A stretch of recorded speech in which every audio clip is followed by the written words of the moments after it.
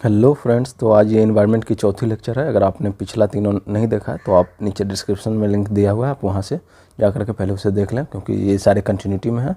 अगर आपने नहीं देखा होगा तो ये फिर आगे समझ में नहीं आएगा, इसलिए आप एक बार उसे देख लें तो फिर इसे कंटिन्यू करें। तो आज हम लोग इकोसिस्टम के बारे में पढ़ेंगे। तो हम लोगों ने पॉपुलेशन, कम्युनिटी, यहाँ तक हम लोगों ने पढ़ लिया था। आज हम लोग इकोसिस्टम के बारे में पढ़ेंगे। तो सबसे पहले हम लोग देखेंगे कि इकोसिस्टम जो वर्ड है इसे किसने प्रपोज किया था। तो इसे प्रपोज किया था एजी टेंसले साहब ने 1935 में। एजी टेंसले, तो ये स्टेट पीसेस में इस तरह के क्वेश्चंस आते रहते हैं, तो ये चीज़ आपको ध्यान में रखना है कि एजी टेंसले ने प्रपोज किया था 1935 में इकोसिस्टम वर्ड। फिर इकोलॉजी वर्ड जो है प्रपोज किया गया था अर्नेस्ट हैकल ने। अर्नेस्ट हैकल, तो ये दोनों इंपॉर्टेंट हो जाता है आपका स्टेट पीसेस में। यूपीएससी में इस तरह का क्वेश्चन नहीं आता, लेकिन स्टेट पीसेस में इस तरह का क्वेश्चन आ जाता है। तो अब हम लोग इकोसिस्टम का डिफिनेशन के बारे में जानेंगे। तो ecosystem is defined as a structural and functional unit of nature, यानी ये एक स्ट्रक्चरल और फंक्शनल यूनिट है नेचर का, जिसमें लिविंग ऑर्गेनिज्म क्या करता है, आपस में इंटरेक्ट करता है, और जो सराउंडिंग एनवायरनमेंट है उसके साथ इंटरेक्ट करता है। उसे क्या बोलेंगे, इकोसिस्टम बोलेंगे। तो ये एक स्ट्रक्चरल और फंक्शनल यूनिट है नेचर का। अब इकोसिस्टम जो होता है इसका साइज छोटा भी हो सकता है, बड़ा भी हो सकता है, यानी बहुत ही स्मॉल हो सकता है, बहुत ही बड़ा हो सकता है। जैसे स्मॉल अगर देखेंगे, स्मॉल इकोसिस्टम का एग्जांपल देखेंगे तो पॉन्ड इकोसिस्टम हो गया। अगर लार्ज इकोसिस्टम का एग्जांपल देखेंगे तो फॉरेस्ट इकोसिस्टम हो गया, या तो ओशियन एक्वेटिक इकोसिस्टम हो गया। ये सब क्या हो गया कि इकोसिस्टम यानी साइज वेरी कर सकता है, यानी लार्ज हो सकता है, स्मॉल हो सकता है ये। अब हम लोग इकोसिस्टम का स्ट्रक्चर के बारे में जानेंगे। जैसे कि हम लोगों ने पढ़ा था ना कि इकोसिस्टम क्या है, स्ट्रक्चरल और फंक्शनल यूनिट है नेचर का। था स्ट्रक्चरल यूनिट मतलब क्या चाहिए और फंक्शनल यूनिट मीन्स क्या चाहिए, यानी कुछ फंक्शन परफॉर्म करेगा और कुछ इसका क्या होगा, कंपोनेंट होंगे जो कि आपस में क्या होगा, स्ट्रक्चर्ड होंगे, यानी अरेंज होंगे। तो उसी के बारे में भी हम लोग पढ़ेंगे। तो सबसे पहले हम लोग स्ट्रक्चर, इकोसिस्टम के स्ट्रक्चर के बारे में पढ़ते हैं। तो स्ट्रक्चर यहाँ पे हम मान के चल रहे हैं एक ट्री है। ट्री ने क्या किया, अपना फोटोसिंथेसिस के हेल्प से ये अपना फूड प्रोड्यूस किया, यानी एनर्जी अपना तैयार किया। और ये एनर्जी जो है, यानी एक ट्री को खा रही है एलिफेंट, एक एलिफेंट इसे कंज्यूम कर रही है। तो इसे क्या होगा, एनर्जी ट्रांसफ़र होगा कहाँ से, ट्री से एलिफेंट में। एलिफेंट को एक लायन खा रही है, तो एलिफेंट से अब एनर्जी ट्रांसफ़र किस में होगी, लायन में। और ये फिर जब तीनों का डेथ होगा तो ये जाकर के इसका जो ऑर्गेनिक मटेरियल है सॉइल में मिल जाएगा, और सॉइल में मिल करके एक न्यूट्रिएंट बनाएगा। ये न्यूट्रिएंट को फिर से कौन यूज करेगी, ट्री यूज करेगी। तो ये क्या हो रहा है कि एक फंक्शन परफॉर्म हो रहा है, कि क्या फंक्शन परफॉर्म हो रहा है कि एनर्जी का ट्रांसफ़र हो रहा है, एक लेयर से दूसरे लेयर में ट्रांसफ़र हो रहा है एनर्जी का। तो जो ये कंपोनेंट का अरेंजमेंट है कि ट्री है, उसके अंदर एलिफेंट है, फिर लायन है, फिर ये सॉइल में जा रही है, फिर यहाँ पे कुछ बैक्टीरिया होंगी जो उसको डिकम्पोजर का हेल्प कर डिकम्पोज करेगी, और उसके अंदर ये फिर न्यूट्रिएंट हो गया, ये क्या हो गया, आपस में अरेंज है। तो इसी अरेंजमेंट को बोलते हैं इसका स्ट्रक्चर। और ये जो फंक्शन परफॉर्म हो रहा है कि एनर्जी का ट्रांसफ़र हो रहा है, तो इसी को बोलेंगे फंक्शनल यूनिट। तो यही था स्ट्रक्चरल यूनिट और फंक्शनल यूनिट नेचर का, जो कि कुछ ना कुछ स्ट्रक्चर होगा और उसकी हेल्प से वो फंक्शन परफॉर्म करेगी। तो ये हुआ स्ट्रक्चर ऑफ इकोसिस्टम। तो ये आप डिफिनेशन देख सकते हो कि arrangement of biotic and a biotic component of environment for interaction in an ecosystem is called structure of ecosystem. जैसे एग्जांपल के लिए प्रोड्यूसर हो गया, उसको कंज्यूम कर रहा था प्राइमरी कंज्यूमर, उसके सेकेंडरी कंज्यूमर, उसके डिकम्पोजर, उसका न्यूट्रिएंट, फिर से प्रोड्यूसर के पास जा रहा था। तो क्या हो रहा है कि यहाँ पे ये जो कंपोनेंट है इसी का अरेंजमेंट को बोलेंगे structure of ecosystem. I ecosystem function क्या क्या परफॉर्म करती है तो वो देखेंगे आप कि फंक्शनल यूनिट क्या होता है नेचर का। तो फंक्शन ऑफ एन इकोसिस्टम ये बहुत ही ज़्यादा ब्रॉड है, वास्ट है और बहुत ही डायनेमिक है, मीन्स चेंज होते रहता है, ये स्टैटिक नहीं है, चेंज यानी फिक्स नहीं रहता है, ये चेंज होते रहता है हमेशा। तो पहला फंक्शन इसका प्रोडक्शन करना, फिर एनर्जी फ्लो कराना, फिर न्यूट्रिएंट साइक्लिंग, फिर डिकम्पोजिशन, इकोलॉजिकल सक्सेशन और इकोसिस्टम डेवलपमेंट, ये इसका फंक्शन है। तो सबसे पहले हम लोग पढ़ेंगे प्रोडक्टिविटी के बारे में कि प्रोडक्टिविटी क्या होता है। तो प्रोडक्टिविटी सबसे पहले में एक चीज़ हम लोग को जानना ये जरूरी है कि चाहे कोई भी इकोसिस्टम हो, उसका सबसे बेसिक इनपुट यूनिट जो होता है, बेसिक रिक्वायरमेंट जो होता है वो होता है सोलर एनर्जी का। सोलर एनर्जी किसी भी इकोसिस्टम के लिए ज़रूरी है। अब हम लोग प्राइमरी प्रोडक्शन के बारे में पढ़ेंगे। तो प्राइमरी प्रोडक्शन को पढ़ने के लिए हम लोग एग्जाम्पल से इसे समझते हैं। तो प्राइमरी प्रोडक्शन को समझने के लिए हम लोग एक एग्जांपल ले रहे हैं यहाँ पे कि एक मान लीजिए एक ट्री इकोसिस्टम है। एक हमने इसे मान करके चला कि 2018 में इसका बायोमास जो था इसका हम मान करके चल रहे हैं, दोनों मिला करके 100 kg था बायोमास। अब बायोमास क्या होता है, बायोमास को पहले समझ लेते हैं। यहाँ पे देखिए बायो मीन्स क्या हो गया, लिविंग थिंग जो भी होगा उसे बायो बोलते हैं, लिविंग थिंग। मास मीन्स उसका वेट, जो लिविंग थिंग्स का जो वेट होगा उसे क्या बोलेंगे, बायोमास बोलेंगे। लेकिन जो लिविंग थिंग होगा, जैसे मान लीजिए एक ट्री है, ट्री का बायोमास अभी मान ले रहे हैं कि 100 kg है, लेकिन इसमें क्या है, कुछ मॉइस्चर भी प्रेजेंट है, यानी वाटर कंटेंट भी इसमें प्रेजेंट है, तो वाटर का भी यहाँ पे वे हम कर रहे हैं, तो ये एक्चुअल यानी अमाउंट नहीं, कैलकुलेशन नहीं देता है, यानी जो एक्यूरेट कैलकुलेशन होता है बायोमास का वो इससे नहीं मिल पाता। तो इसलिए इसको हम क्या करेंगे, पहले ड्राई करेंगे। ड्राई करने के बाद मान लीजिए ये आ गया 70 kg, तो ये इसका एक्चुअल यानी कैलकुलेशन देता है, यानी एक्चुअल एक्यूरेट कैलकुलेशन देता है ये, यानी बायोमास का। ये 70 kg इसका बायोमास हो गया, यानी ड्राई वेट जो होगा, यानी हम ड्राई वेट जो होता है वही इसका बायोमास होता है। तो चलिए हम लोग मान के चले कि 2018 में इसका बायोमास जो था ये इकोसिस्टम का 100 kg था। अब ये 2020 में आकर के मान लीजिए ये बढ़ करके बायोमास इसका 150 kg हो गया। तो क्या हुआ, बायोमास इसका क्या हो गया, बढ़ गया, यानी 100 kg से बढ़ करके 150 kg हो गया। तो इसका यानी प्राइमरी प्रोडक्शन कितना हो गया, तो प्राइमरी प्रोडक्शन हो गया कि जितना एक टाइम पीरियड में, ओवर ए टाइम पीरियड कितना बायोमास का प्रोडक्शन होता है पर यूनिट एरिया में, that is called primary production. यानी यहाँ पे 100 से बढ़ करके कितना हो गया, 50 kg। तो 2018 से 20 के बीच में इसका अगर हम प्राइमरी प्रोडक्शन देखें तो 50 kg हो गया पर स्क्वायर मीटर, पर स्क्वायर मीटर, यानी 1 स्क्वायर मीटर में कितना हो गया, यानी 1 स्क्वायर मीटर में 50 kg का प्राइमरी प्रोडक्शन हो गया। तो प्राइमरी प्रोडक्शन को हम या तो वेट में मेजर कर सकते हैं या तो हम एनर्जी में मेजर कर सकते हैं।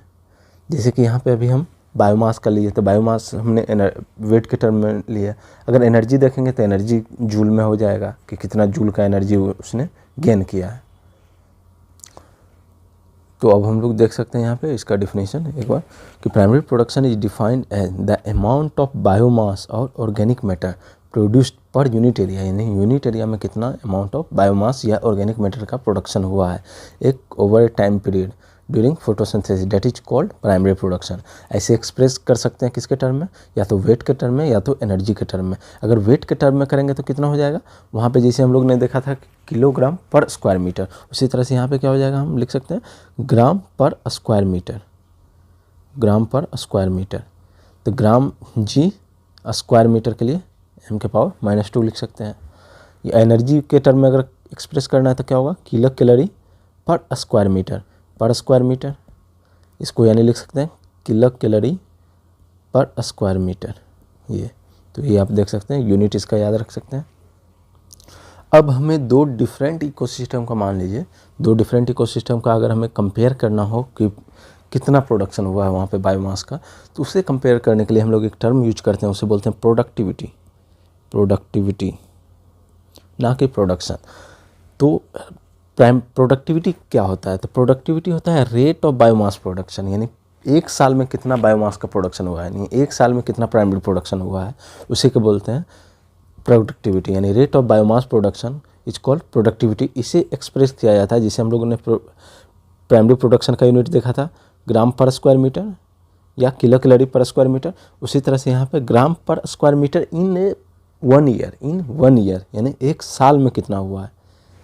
उसी तरह से अगर एनर्जी के टर्म में करना है एक्सप्रेस, तो किलो कैलोरी पर स्क्वायर मीटर इन 1 ईयर, यानी पर ईयर। तो ये इसका क्या हो गया, प्रोडक्टिविटी।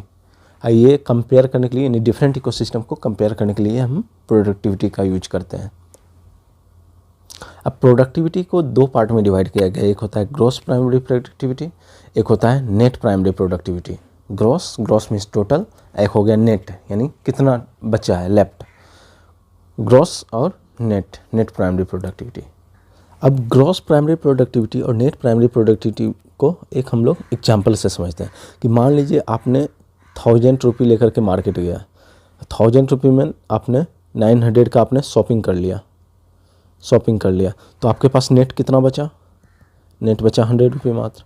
तो इसी को बोलते हैं नेट, कि ग्रॉस आपके पास कितना था 1000 और 900 का आपने शॉपिंग कर लिया, तो नेट कितना बचा 100। तो इसी तरह से यहाँ पे होता है कि जितना प्राइमरी प्रोडक्टिविटी है उसमें से कुछ लॉस जो हो गया है उससे माइनस अगर कर देंगे तो नेट हो गया। अगर आप पहले से पढ़ रहे होंगे तो अगर आपने इकोनॉमिक्स में पढ़ा होगा तो वहाँ पे भी आपने पढ़ा होगा जीडीपी और एनडीपी, यानी ग्रॉस डोमेस्टिक प्रोडक्ट और नेट डोमेस्टिक प्रोडक्ट। कि नेट जब भी निकालना हो तो क्या करते थे हम वहाँ पे इकोनॉमिक्स में, जीडीपी माइनस क्या करते थे, डेप्रिसिएशन को हम लोग क्या करते थे, माइनस कर देते थे, तो उससे क्या होता था, एनडीपी हमारा निकल जाता था। ठीक उसी तरीके से यहाँ पे होता है कि जो ग्रॉस प्राइमरी प्रोडक्टिविटी है उसमें से अगर जो यानी रेस्पायरेशन में जो एनर्जी लॉस हुआ है, यानी रेस्पायरेशन करने के लिए भी एनर्जी की ज़रूरत होती है, तो उसमें जो यूज हुआ है रेस्पायरेशन में एनर्जी, उसे अगर माइनस कर देंगे तो इसका आ जाएगा क्या चीज़, नेट प्राइमरी प्रोडक्टिविटी। तो वही है यहाँ पे ये फॉर्मूला से आप देख सकते हैं कि gross primary productivity minus respiration loss equal to net primary productivity. तो ये आप एक बार पढ़ सकते हैं कि gross primary productivity of a ecosystem is the rate of production of organic matter during photosynthesis, यानी किस रेट से बायोमास का प्रोडक्शन हो रहा है, किस रेट से, रेट का बात हो रहा है यहाँ पे। प्रोडक्शन में simple actual in total amount यहाँ पे हो रहा था, यहाँ पे रेट, किस रेट से हो रहा है प्रोडक्शन, उसे बोलेंगे ग्रॉस प्राइमरी प्रोडक्टिविटी।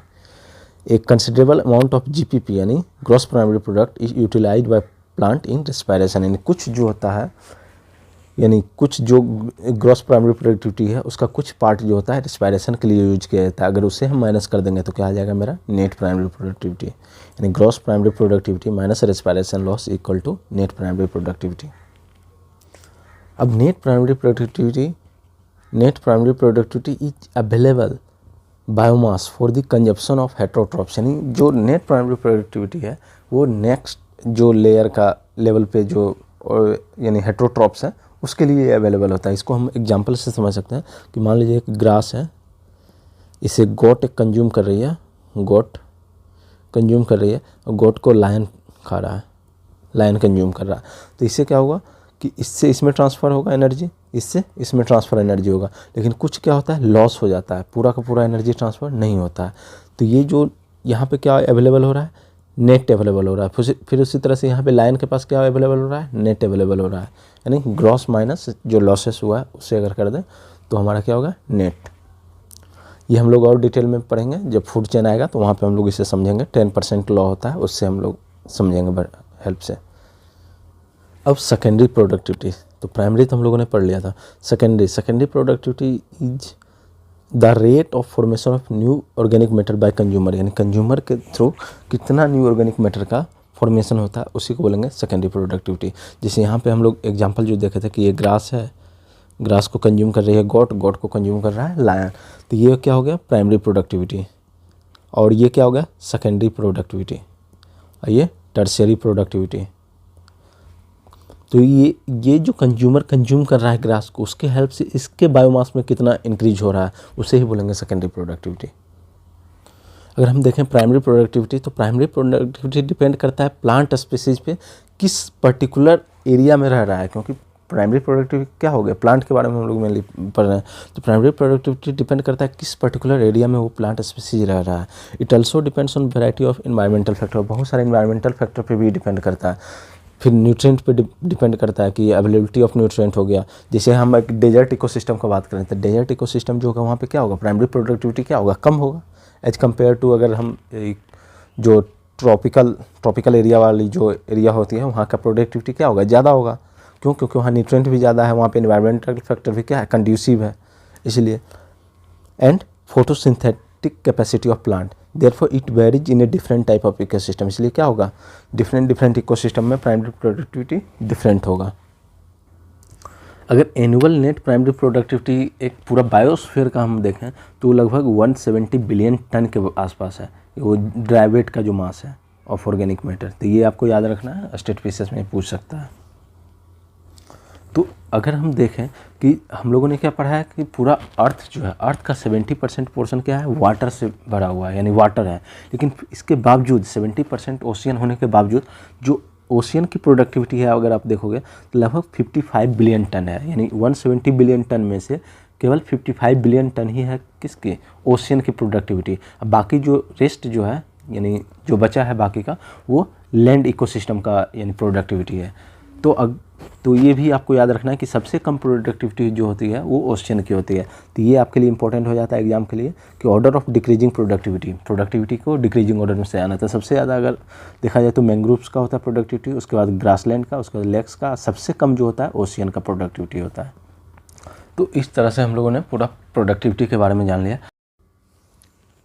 तो अब हम लोग पढ़ेंगे डीकम्पोजिशन के बारे में। डीकम्पोजिशन में आप लोगों ने जिसे देखा होगा कि हम लोगों ने बचपन में पढ़ा होगा कि अर्थवर्म को बोला जाता है फार्मर्स का फ्रेंड। यानी ये क्या करता है, हेल्प करता है, यानी जो कम्प्लेक्स ऑर्गेनिक मैटर होता है उसको ब्रेक डाउन करने में, और वो एज ए न्यूट्रिएंट्स के रूप में यूज होता है, इसीलिए इसे अर्थवर्म को जो है फार्मर्स का फ्रेंड बोला जाता है। तो डीकम्पोजर क्या करेगा, ब्रेक डाउन करेगा, जो कम्प्लेक्स ऑर्गेनिक मैटर है उसे क्या करेगा, ब्रेक डाउन करेगा, जो इनऑर्गेनिक सब्सटेंस है उसमें, जैसे कि कार्बन डाइऑक्साइड हो गया, वाटर हो गया, न्यूट्रिएंट्स हो गया, इसमें ये कन्वर्ट करेगा, यानी ब्रेक डाउन करके इसमें ये इनऑर्गेनिक सब्सटेंस में कन्वर्ट करेगा। इस प्रोसेस को बोलते हैं डीकम्पोजिशन। अब जैसे डेड प्लांट का जो रिमेन्स हो गया, जैसे लीव्स हो गया, बार्क हो गया, फ्लावर्स हो गया, डेड रिमेन्स ऑफ एनिमल्स हो गया, या फीकल मटेरियल हो गया, ये सब सारे को बोलते हैं डेट्रिटस, जो कि रॉ मटेरियल होता है डीकम्पोजिशन का। अगर इसे हम एग्जांपल के थ्रू समझें तो क्या करेंगे, इसमें जो डेट्रिटस है वो क्या करेगा, रॉ मटेरियल का काम करेगा, रॉ मटेरियल इसमें डालेंगे, डीकम्पोजर इसे क्या करेगा, ब्रेक डाउन करके इनऑर्गेनिक सब्सटेंस में कन्वर्ट कर देगा, जो कि यूजफुल होगा, यानी प्लांट के लिए और भी अदर जो भी स्पीसीज होगा उसके लिए यूजफुल होगा ये। अब डीकम्पोजिशन जो होता है, डीकम्पोजिशन में 5 प्रोसेस इन्वॉल्व होता है, जिसमें एक होता है फ्रेगमेंटेशन, उसके बाद होता है लीचिंग, फिर कैटाबोलिज्म, फिर ह्यूमिफिकेशन, फिर मिनरलाइजेशन। अब फ्रेगमेंटेशन क्या होता है, तो फ्रेगमेंटेशन जिसे ये मान लीजिए लीव्स है, इसका ट्री का लीव्स है, इसे क्या करेगा डेट्रीवोर्स, इसे स्मॉलर पार्टिकल में तोड़ देगा। तो इस प्रोसेस को बोलते हैं फ्रेगमेंटेशन, यानी छोटे छोटे पार्टिकल में तोड़ देगा, तो इस प्रोसेस को बोलते हैं फ्रेगमेंटेशन। डेट्रीवोर्स यानी earthworm break down detritus into smaller particle, this process is called fragmentation. अब लीचिंग के हेल्प से क्या होगा कि बाय प्रोसेस ऑफ लीचिंग जो वाटर सॉल्युबल इनऑर्गेनिक सब्सटेंस होगा वो क्या करेगा, सॉइल के अंदर परकोलेट होकर के चला जाएगा, इसी प्रोसेस को क्या बोलेंगे, लीचिंग। अब जो भी बैक्टीरिया या फंजल होगा उसमें एंजाइम पाया जाता है, तो वो एंजाइम सिक्रेट करके क्या करेगा, वो ये जो स्मॉलर पार्टिकल है इसे क्या करेगा, फर्दर इनऑर्गेनिक सब्सटेंस में कन्वर्ट कर देगा, इस प्रोसेस को बोलते हैं कैटाबोलिज्म। तो ये bacterial and fungal enzymes degrade detritus into simpler inorganic substance, this process is called catabolism. और ये जो सारे प्रोसेस हैं, चाहे फ्रेगमेंटेशन हो और लीचिंग हो और कैटाबोलिज्म हो, ये सारे के सारे प्रोसेस जो हैं एक साथ ऑपरेट करते हैं डीकम्पोजिशन में। ऐसा नहीं है कि कोई पर्टिकुलर टाइम पे अलग अलग होगा, ऐसा नहीं है, सारे एक साथ ऑपरेट करते हैं। तो यहाँ पे आप देख सकते हैं कि all the above steps in decomposition operate simultaneously on the detritus. फिर और 2 प्रोसेस होता है, ह्यूमिफिकेशन एंड मिनरलाइजेशन। जो अभी तीनों प्रोसेस हो रहा था, जो भी फ्रेगमेंटेशन है, लीचिंग है या कैटाबोलिज्म है, ये तीनों जो हो रहा था आपका सॉइल के सरफेस के ऊपर हो रहा था। अब जो है ह्यूमिफिकेशन और मिनरलाइजेशन जो होगा ये सॉइल के अंदर होता है। Humification and mineralisation occur during decomposition in the soil के अंदर होता है। ह्यूमिफिकेशन में क्या होता है कि जो डार्क कलर का जो अमorphous सब्सटेंस होता है वो जमा हो जाता है, एक्युमुलेट हो जाता है, इसको बोलते हैं ह्यूमस, जो कि हाईली रेजिस्टेंट होता है माइक्रोबियल एक्शन का। और ये भी क्या होता है, डीकम्पोजिशन होता है इसका, जो कि एक्सट्रीमली स्लो रेट पे होता है, क्योंकि ये हाईली रेजिस्टेंट होता है किसका, माइक्रोबियल एक्शन का, इसलिए बहुत ही स्लो रेट पे होता है ह्यूमिफिकेशन। और ह्यूमिफिकेशन को फर्दर यानी ह्यूमस को जो है फर्दर डिग्रेड किया जाता है माइक्रोब्स के द्वारा और इनऑर्गेनिक सब्सटेंस में, न्यूट्रिएंट्स में कन्वर्ट किया जाता है। इस प्रोसेस को बोलते हैं मिनरलाइजेशन, यानी ह्यूमिफिकेशन के बाद होगा मिनरलाइजेशन। और डीकम्पोजिशन जो होता है उसमें ऑक्सीजन की ज़रूरत होता है, यानी एक ऑक्सीजन रिक्वायरिंग प्रोसेस है, ऑक्सीजन के एब्सेंस में नहीं होगा। तो जो रेट जो है डीकम्पोजिशन का वो कंट्रोल होता है बहुत सारे वेरियस फैक्टर से, जैसे केमिकल कंपोजिशन क्या है डेट्रिटस का, क्लाइमेटिक फैक्टर क्या है, जिससे किसी भी पर्टिकुलर क्लाइमेटिक कंडीशन में अगर देखा जाए तो डीकम्पोजिशन रेट स्लोअर हो सकता है। अगर डेट्रिटस जो है लिग्निन और चिटिन इसमें अगर ज़्यादा प्रेजेंट है, डेट्रिटस में अगर लिग्निन और चिटिन ज़्यादा प्रेजेंट है तो जो डीकम्पोजिशन रेट होगा वो क्या होगा, स्लो हो जाएगा। अगर डेट्रिटस में जो है नाइट्रोजन और वाटर सॉल्युबल सब्सटेंस ज़्यादा प्रेजेंट है, जैसे शुगर, वो अगर ज़्यादा प्रेजेंट है तो ये जो होगा डीकम्पोजिशन जो होगा वो फास्टर होगा, यानी क्विकर होगा। वहीं पे अगर वार्म और मॉइस्ट इन्वायरमेंट होगा तो डिकम्पोजिशन जो होगा बहुत फास्ट होगा। और वहीं पे लो टेम्परेचर है और एनएरोबायोसिस यानी वहाँ पे आपका ऑक्सीजन नहीं है, तो क्या होगा, डिकम्पोजिशन स्लो होगा, यानी डिकम्पोजिशन नहीं हो पाएगा वहाँ पे। तो ये था सारे डिकम्पोजिशन के बारे में हम लोगों ने पढ़ लिया। अब डिकम्पोजिशन को एक बार हम लोग इस फिगर के हेल्प से समझने की कोशिश करेंगे। तो ये देख लीजिए, यहाँ पे एक ट्री है, ट्री का जो लीव्स फॉल होगा। अब इसमें से कुछ क्या होगा कि इंसेक्ट इसमें से कुछ कंज्यूम कर जाएगा, कुछ जो बचेगा वो क्या होगा, कुछ बचा वो जा कर के उसका क्या होगा, डिकम्पोजर इस पर एक्ट करेगा, यानी फंजल बैक्टीरिया ये सब इस पर एक्ट करेगा और उसे लीटर में कन्वर्ट कर देगा। और इसका फर्दर डिकम्पोजिशन होता है, अर्थवर्म बैक्टीरिया और माइट्स हो गया, फंजे हो गया, ये सब फर्दर डिकम्पोजिशन करके इसे न्यूट्रिएंट बना देता है, जो कि सॉइल में चला जाता है। यही सॉइल न्यूट्रिएंट जो है यूज करता है फिर से ट्री। वहीं पे जो बचा था कुछ वो डायरेक्ट लीचिंग के थ्रू सॉइल में चला जाएगा। सॉइल से जो लीचिंग के थ्रू जो ऑर्गेनिक सब्सटेंस गया वो direct as a nutrient tree उसे यूज करेगा।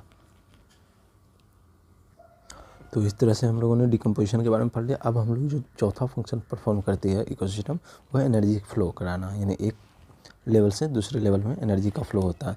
तो किसी भी मेटाबॉलिक एक्टिविटी करने के लिए एनर्जी जो है बेसिक फोर्स माना जाता है, यानी एनर्जी के ही हेल्प से मेटाबॉलिक एक्टिविटी परफॉर्म होती है। तो ये एनर्जी का जो ट्रांसफ़र होता है वो यूनिडायरेक्शनल होता है, यानी सन से जाएगा प्रोड्यूसर में और प्रोड्यूसर से फिर जाएगा कंज्यूमर में। जो एनर्जी एंटर करती है प्लांट में फोटोसिंथेसिस के थ्रू ड्यूरिंग मेकिंग फूड, यानी एनर्जी जो एंटर करती है पहले प्लांट में एंटर करेगी सन से, यानी सोलर एनर्जी केमिकल एनर्जी में कन्वर्ट होगी फोटोसिंथेसिस के हेल्प से, और वो ट्री कंज्यूम करेगी एनर्जी को, यानी यूज करेगी। और ये एनर्जी फिर पास होती है एक ऑर्गेनिज्म से दूसरे ऑर्गेनिज्म में फूड चेन के हेल्प से।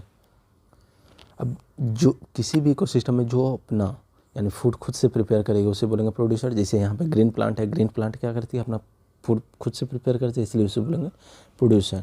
अब जितने भी एनिमल्स जो डिपेंड होते हैं प्रोड्यूसर पे यानी प्लांट पे अपने फूड के लिए, उसे बोलते हैं कंज्यूमर या तो हेट्रोट्रॉप्स, और उसे हेट्रोट्रॉप्स भी बोलते हैं, यानी जो अपना फूड खुद से प्रिपेयर ना करके दूसरे के ऊपर डिपेंडेंट होगा उसे बोलेंगे हेट्रोट्रॉप्स। और जो एनिमल जो प्रोड्यूसर पे डिपेंडेंट होता है फूड के लिए उसे बोलते हैं कंज्यूमर, लेकिन इसे बोलते हैं प्राइमरी कंज्यूमर, यानी फर्स्ट कंज्यूमर। यानी जैसे ये प्लांट है, इसे कोई एक गोट खा रही है, गोट, तो इसे क्या बोलेंगे, गोट क्या हो गई, प्राइमरी कंज्यूमर।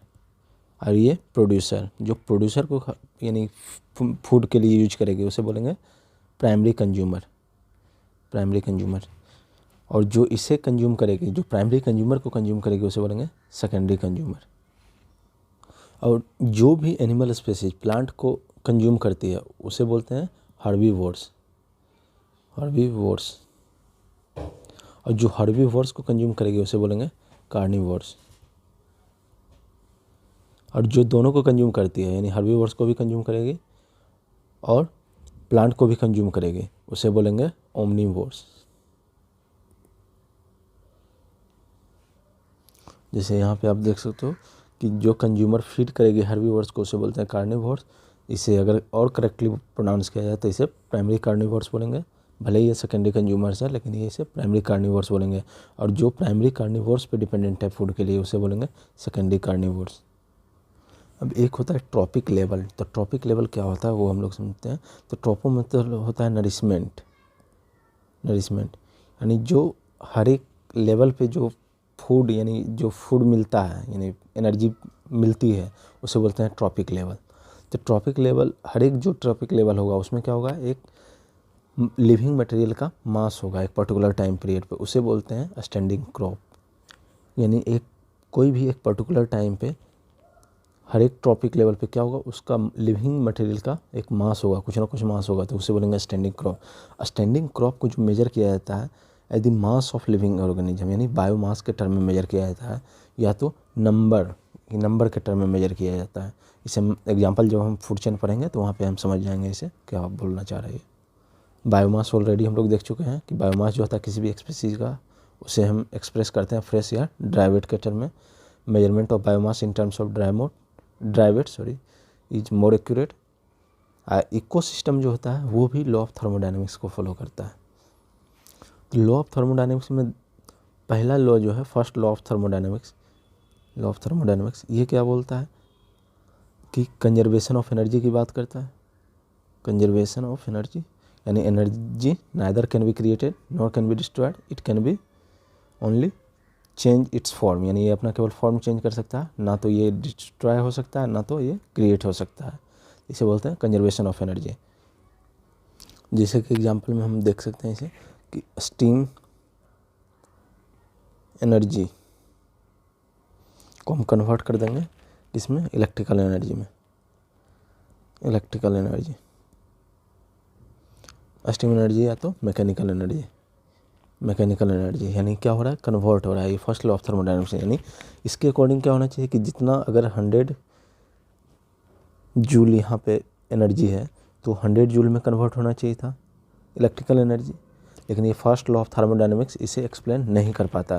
तो उसके लिए आया second law of thermodynamics. Second law of thermodynamics ये बोलता है कि जब भी एनर्जी ट्रांसफ़र होगी यानी एक फॉर्म से दूसरे फॉर्म में, तो कुछ ना कुछ जो क्या होगा, लॉस होगा। जैसे यहाँ पे क्या हो रहा है कि मैकेनिकल एनर्जी से इलेक्ट्रिकल एनर्जी में कन्वर्ट हो रही है, तो पूरे के पूरे 100 का 100 जूल इलेक्ट्रिकल एनर्जी नहीं बनेगी। ये क्या होगा, कुछ ना कुछ क्या होगा, हीट के फॉर्म में रिलीज हो जाएगी। हीट यानी लॉस, यानी 80 जूल मान के चलते हैं हम कि 80 जूल कन्वर्ट हो गया और 20 जूल क्या हो गया, हीट एनर्जी में कन्वर्ट हो गया। तो ये हो गया सेकंड लॉ ऑफ थर्मोडायनामिक्स। तो ये लॉ ऑफ थर्मोडायनामिक्स को इकोसिस्टम भी फॉलो करती है कि जब एनर्जी ट्रांसफ़र होगा एक लेवल से दूसरे लेवल में, एक टॉपिक लेवल से दूसरे टॉपिक लेवल में, तो कंप्लीट एनर्जी का ट्रांसफ़र नहीं होगा, बीच में क्या होगा, कुछ ना कुछ लॉस होगा। तो इसे सबसे पहले नंबर जो ऑब्जर्व किया था रेमंड लिंडमैन ने ऑब्जर्व किया था, इसीलिए इसे बोलते हैं Lindeman law of transfer of energy, या इसे बोलते हैं 10% लॉ। 10% लॉ, इस लॉ के अकॉर्डिंग ये होता है कि जब भी एनर्जी ट्रांसफ़र होती है एक टॉपिक लेवल से दूसरे टॉपिक लेवल में, तो केवल 10% ही एनर्जी ट्रांसफ़र होती है, बाकी के बाकी लॉस हो जाते हैं। जैसे कि यहाँ पे एग्जांपल में देख सकते हो फिगर में कि ये सन है, सन से एनर्जी ट्रांसफ़र हो रही है, प्लांट यानी यूज कर रहे हैं, तो कुछ हीट के रूप में यहीं पे लॉस हो गया, तो कुछ ही यहाँ पे आया फर्स्ट टॉपिक लेवल में। इसने जितना यहाँ पे एनर्जी का फॉर्मेशन हुआ वो एनर्जी फिर ट्रांसफ़र होगी एक लेयर से दूसरे लेयर में। जब ट्रांसफ़र हो रही थी क्या हो रहा है, कुछ जो है यहाँ पे भी हीट के फॉर्म में लॉस हो रहा है, फिर यहाँ से यहाँ जब ट्रांसफ़र हो रही है एनर्जी तो क्या हो रहा है, लॉस हो रहा है, फिर यहाँ से यहाँ ट्रांसफ़र हो रही है तो लॉस हो रहा है। तो इसे बोलेंगे क्या चीज़, first trophic level, second trophic level, third trophic level, fourth trophic level, इस तरह से इसे टॉपिक लेवल बोलते हैं। और एनर्जी जो ट्रांसफ़र होगी, अगर यहाँ पे मान रख के चलते हैं कि 1000 जूल है एनर्जी प्लांट के पास, तो यहाँ पे इसके पास जो एनर्जी ट्रांसफ़र होगी केवल 100 जूल ही ट्रांसफ़र होगी, क्योंकि इसका 10% ही ट्रांसफ़र होगी। नेक्स्ट लेवल में फिर जो एनर्जी ट्रांसफ़र होगी केवल 10 जूल ही ट्रांसफ़र होगी, और फाइनली जितना एनर्जी आएगी वो केवल 1 जूल आएगी। यानी क्या हो रहा है, बाकी के बाकी 90% हीट के फॉर्म में लॉस हो जा रहा है। इसे ही बोलते हैं लिंडमैन्स लॉ या 10% लॉ। तो अब हम लोग पढ़ेंगे फूड चेन के बारे में। तो फूड चेन जानने से पहले ये जानते हैं कि फूड क्या होता है और चेन क्या होता है। तो फूड कोई भी सब्सटेंस जो कि हम न्यूट्रिशनल सपोर्ट के लिए क्या करती है, कोई ऑर्गेनिज्म उसे यूज करती है, कंज्यूम करती है न्यूट्रिशनल सपोर्ट के लिए, उसे सब्सटेंस को क्या बोलते हैं, फूड बोलते हैं। अब चेन क्या होता है, तो भाई जैसे कि आप लोगों ने अगर इसे एग्जांपल से समझें तो बचपन में एक गेम खेला होगा कि ट्रेन रेलगाड़ी वाली, कि आप दूसरे के शोल्डर को पकड़ते हो, वो दूसरे को शोल्डर को पकड़ेगा, वो इस तरह से एक चेन बना लेता है। जैसे कि यहाँ पे एग्जांपल, एक बंदा इसके शोल्डर को पकड़े हुए है, ये इसके शोल्डर को पकड़े हुए है, ये इसके शोल्डर को पकड़े हुए, तो क्या हो रहा है, एक चेन फॉर्मेशन हो रहा है। इसी को बोलेंगे चेन, यानी एक से दूसरे में, दूसरे से तीसरे में इस तरह से एनर्जी का ट्रांसफ़र होगा, तो उसी को बोलेंगे फूड चेन। यानी एक कंज्यूम करेगा, एक स्पेसी इसे कंज्यूम करेगी, फिर इसे कोई और कंज्यूम करेगा, तो ये क्या कर रहा है, एक कंज्यूम कर रहा है, यानी एक दूसरे से कंज्यूम करते करते क्या कर रहा है, एक चेन बना रहा है, तो इसी को बोलेंगे फूड चेन। तो यहाँ पे आप डिफिनेशन पढ़ सकते हो, sequence of organism that feed on one another, यानी एक दूसरे को कंज्यूम करता है फूड के लिए, उसे बोलते हैं food chain. A food chain start with producer से स्टार्ट होगी and and with top carnivores. जैसे कि यहाँ पे एग्जांपल हम देख सकते हैं कि एक प्लांट है, प्लांट को कंज्यूम कर रहा है कैटरपिलर को कंज्यूम कर रहे हैं लेजार्ड को कंज्यूम कर रही है स्नेक। तो ये क्या हो गया, प्लांट क्या हो गया, प्रोड्यूसर। अब प्रोड्यूसर ये क्या हो गया, कैटरपिलर, हर्बीवोर्स इसे कंज्यूम कर रहा है, तो इसे बोलेंगे कार्निवोर्स, ऐसे भी बोलेंगे सेकेंडरी कार्निवोर। लेकिन ये क्या हो गया, टॉप कार्निवोर्स, यानी इसको कंज्यूम करने वाला इस फूड चेन में नहीं है दूसरा कोई। दूसरा एग्जांपल अगर इसका डेफिनेशन देखें तो sequence of eaten and being eaten produces transfer of food energy and it is known as food chain. Plant convert solar energy into chemical energy by photosynthesis, यानी प्लांट क्या करती है, सिंपल सोलर एनर्जी को convert करती है chemical energy में photosynthesis के help से। अब फूड चेन भी दो तरीके का होता है कि पहला होता है ग्रेजिंग फूड चेन और दूसरा होता है डेट्रिटस फूड चेन। अब डिपेंड करता है कि फूड चेन स्टार्ट किससे हो रहा है, उसके बेसिस पे दो तरीके से इसको बनाया गया है, यानी क्लासीफाई किया गया, ग्रेजिंग फूड चेन और दूसरा डेट्रिटस फूड चेन। तो पहले हम लोग ग्रेजिंग फूड चेन के बारे में पढ़ते हैं। तो grazing food chain the food chain which starts with plant और प्लांट पार्ट ऑफ प्लांट, या तो प्लांट से या तो प्लांट के पार्ट से स्टार्ट हो रहा है, तो इसे फूड चेन को बोलेंगे ग्रेजिंग फूड चेन। जैसा कि हम लोगों ने ये पहला एग्जांपल देखा था कि प्लांट को कंज्यूम कर रहा है कैटरपिलर को लिजार्ड को स्नेक, तो ये हो गया टेरेस्ट्रियल इकोसिस्टम में, तो इसे बोलेंगे ग्रेजिंग फूड चेन। उसी तरह से अगर एक्वेटिक इकोसिस्टम में अगर बात करें तो इसे फाइटोप्लैंक्टन हो गया। फाइटोप्लैंक्टन में क्या हो गया, प्लांट एक तरह का प्लांट ही हो गया, माइक्रो प्लांट। उसको जू प्लांटन कंज्यूम करेगी, जू प्लांटन को फिशेस कंज्यूम करेगी और उसे पेलिकन कंज्यूम करेगी। ये एक्वेटिक इकोसिस्टम का एग्जांपल है, ये भी ग्रेजिंग फूड चेन का ही एग्जांपल है। और ये प्लांट जो होगा, चाहे वो फाइटोप्लैंक्टन हो या तो प्लांट हो, ये क्या होगा, ऑटोट्रॉप्स की कैटेगरी में आएगा। क्यों? क्योंकि ये अपना फूड जो है खुद से प्रिपेयर कर रहा है। अब बाकी के बाकी प्लांट पे डिपेंडेंट है या एक दूसरे के ऊपर डिपेंडेंट है, इसलिए इसे को बोलेंगे हेटेरोट्रॉप्स। अब दूसरा फूड चेन जो होता है डेट्रिटस फूड चेन होता है। डेट्रिटस फूड चेन वो फूड चेन होता है जो कि स्टार्ट होता है डेड ऑर्गेनिक मैटर से। ये मेनली जो बना होता है डीकम्पोजर से, विच आर हेटेरोट्रॉपिक ऑर्गेनिज्म। ये भी हेटेरोट्रॉपिक ऑर्गेनिज्म ही होता है क्योंकि ये अपना फूड खुद से प्रिपेयर ना करके दूसरे के ऊपर डिपेंडेंट है। इसमें मेनली आता है फंजाई और बैक्टीरिया। अब फंजाई और बैक्टीरिया, इसका एनर्जी और न्यूट्रिएंट रिक्वायरमेंट कैसे फुलफिल होता है, तो by degrading dead organic matter और डेट्रिटस को डिग्रेड करके, बायोडिग्रेड करके ये अपना एनर्जी प्रिपेयर करती है। These are also known as saprotrophs, इसे सेप्रोट्रॉप्स भी बोला जाता है। सेप्रो मीन्स होता है डिकम्पोज करना, तो ये याद रखना है कि सेप्रोट्रॉप्स इसे बोला जाता है। अब डिकम्पोजर कैसे इसे डिकम्पोज करता है, तो ये क्या करता है, एक सीक्रेट डाइजेस्टिव एंजाइम्स, यानी एक डाइजेस्टिव एंजाइम ये क्या करता है, सेक्रेट करता है। वही डाइजेस्टिव एंजाइम क्या करेगा, जो डेड और वेस्ट मटेरियल उसको क्या करेगा, सिंपल और इनऑर्गेनिक मटेरियल में ब्रेक डाउन कर देगा, जो कि एब्जॉर्ब किया जाता है सब्सिक्वेंटली, यानी दूसरे के द्वारा। दूसरे स्पीसीज जो होता है उसे एब्जॉर्ब करेगा, जैसे कि प्लांट एब्जॉर्ब करते हैं। डेट्रिटस फूड चेन में भी connected with the grazing food chain. Detritus food chain ऐसा भी हो सकता है कि ग्रेजिंग फूड चेन से कनेक्टेड हो at some level. Some of organism of detritus food chain are prey to the grazing food chain, यानी कुछ जो ऑर्गेनिजम्स होता है डेट्रिटस फूड चेन में वो प्रे होता है किसके लिए, ग्रेजिंग फूड चेन के लिए, एनिमल के लिए। And in natural ecosystem some animals like cockroach, crow et cetera are omnivores, ये सब ओमनिवोर्स की कैटेगरी में आता है।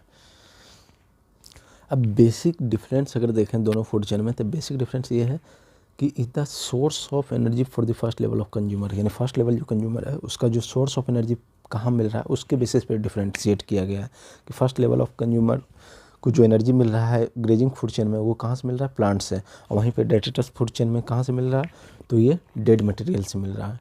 तो बस इसी चीज़ का डिफरेंस क्या है, उसी के बेसिस पे इसको दो पार्ट में क्लासीफाई किया गया है। एंट जो है, एंट डिकम्पोजर के भी कैटेगरी में आती है और प्राइमरी कंज्यूमर के भी कैटेगरी में आती है। फॉक्स जो है ओमनिवोर्स है। डिकम्पोजर जो होता है नेचर का रिसाइकलर बोला जाता है। और एक फूड चेन है जिसे कि याद रखना है कि एक मरीन फूड चेन है, डाइटम को कंज्यूम करेगी क्रस्टेशियंस, और क्रस्टेशियंस को कंज्यूम करेगी हैरिंग एक तरह का फिश है। और डाइटम एक सिंगल सेल एल्गी है, और क्रस्टेशियंस उसको कंज्यूम करेगी और क्रस्टेशियंस को हैरिंग कंज्यूम करेगी। तो ये एक फूड चेन है, इसे याद रखना है। आप डेट्रिटस फूड चेन का ये फिगर देख सकते हो आप कि डेड लिप्स है, उसको ईट कर रहा है वुड लॉस और इसे ईट कर रही है ब्लैक बर्ड। तो इस तरह से हमारा फूड चेन कंप्लीट हो जाता है। अब फूड वेव के बारे में पढ़ेंगे। वेव मीन्स क्या हो गया, नेटवर्क, यानी एक दूसरे से कनेक्टेड। अब किसी भी इकोसिस्टम हो, कोई भी इकोसिस्टम हो, उसमें कोई भी ऑर्गेनिज्म हो, उसको कोई एक ही सोर्स नहीं होता है उसके फूड के सोर्स का, केवल एक सोर्स नहीं होता, उसके लिए बहुत सारे सोर्सेस होते हैं। इसलिए वो क्या करता है, एक बहुत सारी चीज़ों पे डिपेंडेंट होता है फूड के लिए, इसलिए वो क्या करता है, एक नेटवर्क बना लेता है, इसलिए इसको बोलते हैं फूड वेव। जैसे कि ए food chain represents only one part of food और एनर्जी फ्लो, यानी एक ही पार्ट को रिप्रेजेंट कर रहा है जो कि imply simple and isolated relationship को शो कर रहा है, जो कि इस तरह का कभी कभार ही होती है इकोसिस्टम में। एंड इकोसिस्टम में consist of A several inter related food chain, इसमें बहुत सारे इंटर रिलेटेड फूड चेन होता है इकोसिस्टम में। अगर इसको देखा जाए तो सेम फूड रिसोर्स जो हो सकता है एक से ज़्यादा के लिए वो चेन बन सकता है, specially when that resource is at lower trophic level. खासकर food web illustrate all possible transfer of energy and nutrients among the organism in an ecosystem. Food web यानी इस चीज़ को एक्सप्लेन करती है कि कितने कितने तरीके से एनर्जी और न्यूट्रिएंट का ट्रांसफ़र हो सकता है दूसरे ऑर्गेनिज्म में। Whereas a food chain traces only one pathway of the food. The food web provides more than one alternative, यानी एक से ज़्यादा अल्टरनेटिव प्रोवाइड करती है फूड को ज़्यादातर ऑर्गेनिज्म को, and therefore increases their chance of survival. एक से ज़्यादा फूड का सोर्सेस है तो वैसे उसका सर्वाइवल होने का चांसेस बढ़ेगा। जैसे कि यहाँ पे आप एग्जांपल में देख सकते हो कि ग्रास है, ग्रास फूड रिसोर्स किसके लिए है, ग्रास होपर के लिए भी है और माउस के लिए भी है। और ग्रास होपर को कौन कंज्यूम कर सकती है, हॉक, और ग्रास होपर को कंज्यूम कर सकती है लिजार्ड, और लिजार्ड को कंज्यूम कर सकती है हॉक। तो क्या हुआ, एक फूड चेन ये बन रहा है, एक फूड चेन ये बन रहा है कि दो फूड चेन यहाँ पे बन रहा है। फिर उसी तरह से ग्रास को रैबिट कंज्यूम कर सकती है और रैबिट को हॉक कंज्यूम कर सकती है, तीसरा फूड चेन। फिर उसी तरह से ग्रास को माउस कंज्यूम कर सकती है, इसको हॉक कंज्यूम कर सकती है। और चौथा अगर देखा जाए तो चौथा फूड चेन हो गया, ग्रास को माउस कंज्यूम करेगी, माउस को स्नैक, स्नैक को हॉक। तो इस तरह से एक ही फूड यानी बहुत सारे फूड चेन एक में कनेक्टेड है एक फूड वेब में, यानी एक जो रिसोर्सेस है, एक फूड रिसोर्सेस बहुत सारे के लिए अवेलेबल है। जैसे कि यहाँ पे ग्रास है तो ग्रास होपर भी कंज्यूम कर रही है, रैबिट भी कंज्यूम कर रही है और माउस भी कंज्यूम कर रही है। तो इस तरह से हम लोगों ने फूड चेन और फूड वेब के बारे में देख लिया। अब हम लोग इकोलॉजिकल पिरामिड के बारे में देखेंगे। तो इकोलॉजिकल पिरामिड क्या होता है, तो पिरामिड यानी सिंपल आपका एक हायरार्की को शो करेगा। जो अभी तक हम लोगों ने जो फूड चेन पढ़ रहा था कि सिंगल एक दूसरे से यानी लीनियर रिलेशनशिप पढ़ रहा था, उसे हम लोग डायग्रामेटिकली रिप्रेजेंट करेंगे। उसी फूड चेन को हम डायग्रामेटिकली रिप्रेजेंट करेंगे, उसी को बोलेंगे ecological pyramid. The steps of trophic level expressed in a diagrammatic way are referred as ecological pyramid. The food producer form the base, जो फूड प्रोड्यूसर होगा क्या होगा, वो बेस में आएगा। जैसे ये पिरामिड है तो बेस में होगा फूड प्रोड्यूसर, क्यों, क्योंकि फूड प्रोड्यूसर ज़्यादा नंबर में होगा, हमेशा फूड प्रोड्यूसर के पास ज़्यादा एनर्जी होगा या तो ज़्यादा नंबर में होगा, तो फूड प्रोड्यूसर क्या होगा, बेस में होगा। और उसके बाद सेकंड लेयर होगा, फिर थर्ड लेयर होगा, इस तरह से, और टॉप लेयर होगा। और टॉप कार्निवर्स जो होगा वो टिप, यानी ये इसका बेस हो गया, ये इसका टिप हो गया, फॉर्म करेगा इकोलॉजिकल पिरामिड का। Other consumers trophic level in between, और भी अदर जो कंज्यूमर होगा वो क्या होगा, इन बिटवीन होगा। The trophic level represents functional level. Trophic level किसको रिप्रेजेंट कर रहा है, फंक्शनल लेवल को, ना कि एक स्पीसीज को। तो ये चीज़ आपको याद रखना है कि ट्रॉपिक लेवल रिप्रेजेंट करता है फंक्शनल लेवल को, ना कि स्पीसीज को रिप्रेजेंट करता है कि कौन सा स्पीसीज है, वो फंक्शनल लेवल को कौन सा फंक्शन वहाँ पे परफॉर्म हो रहा है, कि किसको कौन सा कंज्यूम कर रहा है। अगर इसी का हम एग्जाम्पल देखें तो कोई भी स्पीसीज एक से ज़्यादा ट्रॉपिक लेवल ऑक्यूपाई कर सकता है सेम इकोसिस्टम में। अगर और इसका एग्जांपल अगर स्पेसिफिक एग्जांपल देखें तो स्पैरो, अगर एग्जांपल देखें तो स्पैरो जब सीड या फ्रूट्स या पी को जब कंज्यूम करती है तो उसे बोलते हैं प्राइमरी कंज्यूमर, और वही जब इसे इंसेक्ट या वर्म को कंज्यूम करती है तो इसे बोलते हैं सेकेंडरी कंज्यूमर। यानी अगर हम ये पिरामिड बना करके दिखाएं तो यहाँ पर अगर सीड है और इसे स्पैरो कंज्यूम कर रही है तो ये प्राइमरी कंज्यूमर हो गई, प्राइमरी कंज्यूमर आएगी। अब वहीं पे एक और है कि मान लो यहाँ पे इंसेक्ट है, इंसेक्ट कंज्यूम कर रही है, ग्रास व्रास कंज्यूम कर रही है, और उससे जब फिर स्पैरो कंज्यूम कर रही है तो ये सेकेंडरी कंज्यूमर इसको बोला जाएगा। यानी एक ही स्पीसीज क्या हो रही है कि दो डिफरेंट ट्रॉपिक लेवल में ऑक्यूपाई कर सकती है सेम इकोसिस्टम में। और पिरामिड को भी जो है तीन कैटेगरी में डिवाइड किया गया कि pyramid of number, pyramid of biomass और पिरामिड ऑफ एनर्जी। तीन तरीके से इसको क्लासिफाई किया गया। तो सबसे पहले हम लोग पढ़ेंगे पिरामिड ऑफ नंबर के बारे में। अब पिरामिड ऑफ नंबर ये रिलेशनशिप को शो करता है कि कितने नंबर ऑफ प्राइमरी प्रोड्यूसर हैं और कितने नंबर ऑफ प्राइमरी कंज्यूमर हैं डिफरेंट लेवल पे, यानी कितने नंबर ऑफ प्राइमरी प्रोड्यूसर है, कितने नंबर ऑफ कंज्यूमर्स है डिफरेंट लेवल पे। इसी का ग्राफिकल रिप्रेजेंटेशन को बोल देंगे pyramid of number. It is a graphic representation of total number of individual of different species, यानी डिफरेंट स्पीसीज का टोटल नंबर ऑफ इंडिविजुअल किसी एक पर्टिकुलर टॉपिक लेवल पे कितने नंबर में है, यानी टोटल नंबर ऑफ इंडिविजुअल कितने हैं डिफरेंट स्पीसीज का किसी एक पर्टिकुलर टॉपिक लेवल पे, उसी को बोलेंगे पिरामिड ऑफ नंबर। जैसे कि यहाँ पे एग्जांपल से देख सकते हैं कि एक ग्रास इकोसिस्टम का बात कर रहे हैं तो यहाँ पे ग्रास है तो ये क्या हो गया, प्रोड्यूसर हो गया, इसे कंज्यूम कर रहा है ग्रास हॉपर, तो ये क्या हो गया, हर्बीवोर, तो ये क्या हो गया एक टॉपिक लेवल, एक ट्रॉपिक लेवल ये हो गया, दूसरा ट्रॉपिक लेवल, तीसरा ट्रॉपिक लेवल, चौथा ट्रॉपिक लेवल, पाँचवा ट्रॉपिक लेवल। तो ये क्या हो गया, primary consumer grass hopper. Grass hopper को माउस खा रही है, माउस, ठीक है, हो गया सेकेंडरी कंज्यूमर। ऐसे स्नेक खा रही है, जिसे क्या बोलेंगे टर्शियरी कंज्यूमर। उसी को हॉक खा रही है, हॉक, जैसे क्या बोलेंगे क्वाटरनरी कंज्यूमर। तो क्या हो गया ये ग्रास इकोसिस्टम का। उसी तरह से अगर हम पॉन्ड इकोसिस्टम का बात करें तो यहाँ पे हो गया जू प्लांटन हो गया। जू प्लांटन को स्मॉल फिशेस खा रहे हैं, स्मॉल फिशेस को बिग फिश, उसके बाद में हॉक यहाँ पे भी है। ठीक है, हो गया कि डिफरेंट लेवल पे कितने नंबर ऑफ इंडिविजुअल है। यहाँ पे हम काउंट कर सकते हैं कितने नंबर ऑफ इंडिविजुअल है, यहाँ पे काउंट कर सकते हैं कितने नंबर ऑफ इंडिविजुअल, यहाँ पे काउंट कर सकते हैं यहाँ पे कितने, तो कितने। तो ये लेयर क्या हो रहा है, डिक्रीज होते जा रहा है। नंबर ऑफ इंडिविजुअल्स क्या हो रहा है, जैसे जैसे टॉप पे जा रहे हैं, बेस से टॉप की ओर जा रहा है, तो क्या हो रहा है, नंबर ऑफ यानी कंज्यूमर्स जो है डिक्रीज होते जा रहा है। तो इसीलिए क्या होगा, ऐसे पिरामिड को बोलेंगे अपराइट पिरामिड, अपराइट पिरामिड। उसी तरह से ये भी अपराइट पिरामिड हो गया। तो ये ग्रास इकोसिस्टम में अपराइट पिरामिड बनेगी, पॉन्ड इकोसिस्टम में यहाँ पे भी अपराइट पिरामिड बनेगी। लेकिन कुछ इसका एक्सेप्शन है जहाँ पे कि आपका इन्वर्टेड पिरामिड बनती है, जैसे कि ट्री इकोसिस्टम। ट्री इकोसिस्टम में क्या हो गया, जैसे देखते हैं कि मान लीजिए एक ट्री है, ट्री का नंबर 1 है, एक ही ट्री है। अब ट्री पे बहुत सारे मान लेते हैं चिड़िया हैं, बर्ड्स।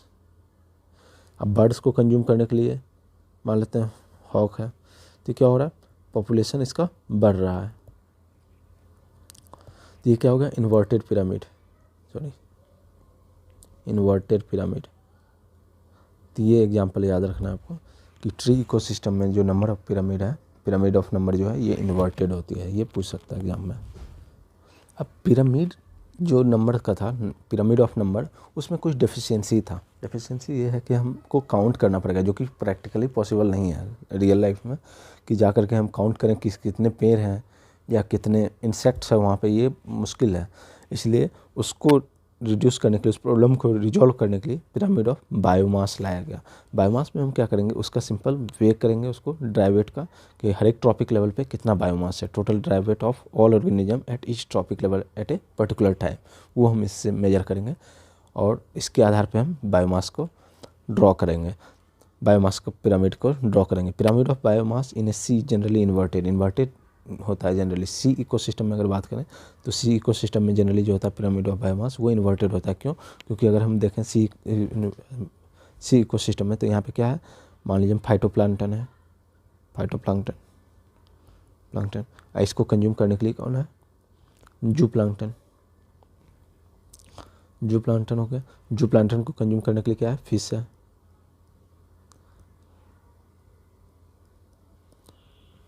तो इस तरह से बन जाएगा। अगर इसका बायोमास अगर हम कैलकुलेट करें तो इसका बायोमास ऑब्वियस है कम होगा जू प्लांटन से, इसका और कम, इसका उससे ज़्यादा होगा। तो इससे क्या होगा कि कुछ यूं से बनेगा, यानी इन्वर्टेड। यानी इसका बायोमास मान लीजिए हम कि 10 kg का है, इसका बायोमास 100 kg का है, इसका बायोमास 1000 kg का होगा। यानी क्या हो रहा है, बायोमास इंक्रीज होते जा रहा है। तो इससे क्या बोलेंगे कि इन्वर्टेड पिरामिड है। तो हो गया पिरामिड ऑफ बायोमास। और वहीं पे अगर हम लैंड इकोसिस्टम की बात करें तो पिरामिड ऑफ बायोमास है जो लार्ज बेस, उसका बेस क्या होगा, बड़ा होगा। बेस बड़ा होगा यानी कैसा होगा, upright pyramid producer with smaller trophic level praised on top. तो ये हो गया पिरामिड ऑफ बायोमास के बारे में बात कर लिए। अब पिरामिड ऑफ एनर्जी मेनली हम फंक्शनल रोल जो होता है ट्रॉपिक लेवल पे, हर एक ट्रॉपिक लेवल पे जो फंक्शनल रोल, कौन सा फंक्शनल रोल प्ले कर रहा है कोई भी ऑर्गेनिज्म या स्पीसीज, उसके बारे में हम लोग इसका स्टडी करते हैं। तो एनर्जी पिरामिड उसके लिए ज़्यादा सूटेबल होता है कि फंक्शनल रोल को, कौन सी फंक्शनल रोल परफॉर्म कर रही है कोई भी ऑर्गेनिज्म ट्रॉपिक लेवल पे, उसके लिए हम पिरामिड ऑफ एनर्जी का यूज करते हैं। तो पिरामिड ऑफ एनर्जी जो होता है हमेशा क्या होगा, हमेशा pyramid of energy always upright होगा, ऑलवेज अपराइट। क्यों? क्योंकि अभी हम लोग पढ़े थे 10% लॉ या रूल। वो क्या बोलता है कि जैसे जैसे एक ट्रॉपिक लेवल से दूसरे ट्रॉपिक लेवल में जाएगी, एनर्जी ट्रांसफ़र होगी, तो क्या होगा, एनर्जी रिड्यूस होती है, यानी कम एनर्जी ट्रांसफ़र होगी, यानी 10% ही एनर्जी ट्रांसफ़र होगी। कि अगर मान लीजिए यहाँ पे बेस में 1000 जूल है, 1000 जूल का एनर्जी है, तो नेक्स्ट ट्रॉपिक लेवल पे अगर एनर्जी ट्रांसफ़र होगी तो कितना हो जाएगा, 100 जूल। उसके नेक्स्ट लेवल पे 10 जूल, उसके नेक्स्ट लेवल पे 1 जूल मात्र। तो इसलिए ये हमेशा क्या होगी, अपराइट होगी। तो इस तरह से तीनों पिरामिड के बारे में हम लोगों ने पढ़ लिया। तो अब हम लोग पॉल्यूटेंट और ट्रॉपिक लेवल के बारे में पढ़ेंगे कि पॉल्यूटेंट किस तरह से ट्रॉपिक लेवल में ट्रांसफ़र होती है। तो पॉल्यूटेंट खासकर वो पॉल्यूटेंट जो कि नॉन डिग्रेडेबल हो, यानी एक ट्रॉपिक लेवल से दूसरे ट्रॉपिक लेवल में मूव करता हो। नॉन डिग्रेडेबल पॉल्यूटेंट का मतलब ये हुआ कि वो मटेरियल जो कि मेटाबोलाइज नहीं किया जा सकता हो लिविंग ऑर्गेनिज्म के द्वारा, जैसे कि क्लोरीनेटेड हाइड्रोकार्बन्स, ये क्या हो गया आपका नॉन डिग्रेडेबल पॉल्यूटेंट हो गया। ये क्या होगा, जब एक ट्रॉपिक लेवल से दूसरे ट्रॉपिक लेवल में ये ट्रांसफ़र होते जाएगा। और ये जो ट्रांसफ़र होता है, यानी ये पॉल्यूटेंट का जो मूवमेंट होता है, ये दो मेन प्रोसेस के थ्रू होता है। पहला होता है बायो एक्यूमुलेशन, दूसरा होता है बायो मैग्निफिकेशन। तो बायो एक्यूमुलेशन नाम से ही क्लियर है कि बायो एक्यूमुलेशन यानी क्या होगा, एक्यूमुलेट हो जाएगा, बहुत ज़्यादा हो जाएगा। कि ये इसका मतलब ये हुआ कि it refers to how pollutant enter into a food chain, कि फूड चेन में किस तरीके से ये इंटर होता है। कोई भी पॉल्यूटेंट जो होता है फूड चेन में किस तरीके से इंटर होता है, उसी को बोलते हैं bioaccumulation. In bioaccumulation there is a increase in concentration of pollutant from environment to the first organism in a food chain, यानी इन्वायरमेंट से जो है कंसंट्रेशन इसका इंक्रीज हो जाएगा किसमें, first organism in the food chain. जैसे कि इसको एक एग्जाम्पल से समझते हैं कि ये मान लीजिए ग्रास है, ग्रास को गोट खा रही है, गोट को लायन खा रही है। अब देखिए यहाँ पे जो पॉल्यूटेंट जो भी इन्वायरमेंट में है पॉल्यूटेंट, ये क्या करेगा, इसमें इंटर कर जाएगा, यानी फर्स्ट ऑर्गेनिज्म जो इंटर कर रहा है इसी को क्या बोलेंगे, बायो एक्यूमुलेशन। आई जब वंस एक्यूमुलेटेड, एक बार जो एक्यूमुलेट हो गया, ये क्या होगा, ट्रांसफ़र होगा दूसरे एनर्जी लेवल पे, यानी इधर से इधर ट्रांसफ़र होगा। एक मिनट, यानी एनर्जी क्या होगा, यहाँ से इधर ट्रांसफ़र होगा, यानी ये पॉल्यूटेंट भी क्या होगा, इसके साथ ट्रांसफ़र होगा। और एक समय पे जा कर के जितना कंसंट्रेशन इंटर किया था, यहाँ से जा कर के इसका कंसंट्रेशन क्या हो जाएगा, मैग्नीफाई हो जाएगा। मैग्नीफाई यानी लाइन में जा कर के इसका पॉल्यूटेंट का कंसंट्रेशन बहुत ज़्यादा हो जाएगा, पॉल्यूटेंट का कंसंट्रेशन इंक्रीज हो जाएगा। इसी को बोलते हैं बायो मैग्निफिकेशन। इसको बोलते हैं बायो एक्यूमुलेशन, कि जब एंटर करेगा फर्स्ट टाइम फूड चेन में तो उसे बोलेंगे बायो एक्यूमुलेशन। और जब ये मैग्नीफाई हो जाएगा टॉप कार्निवोर्स में जाकर के, टॉप लेवल पे यानी टॉप टॉपिक लेवल पे जाकर के जब इसका कंसंट्रेशन इन्हांस हो जाता है, उसे बोलेंगे बायो मैग्निफिकेशन। तो biomagnification refers to the tendency of a pollutant to concentrate as they move from one trophic level to the next, यानी जैसे जैसे एक ट्रॉपिक लेवल से दूसरे ट्रॉपिक लेवल में मूव करेगा, इसका कंसंट्रेशन इंक्रीज हो जाएगा। Thus in biomagnification there is a increase in concentration of pollutant from one link in a food chain to another.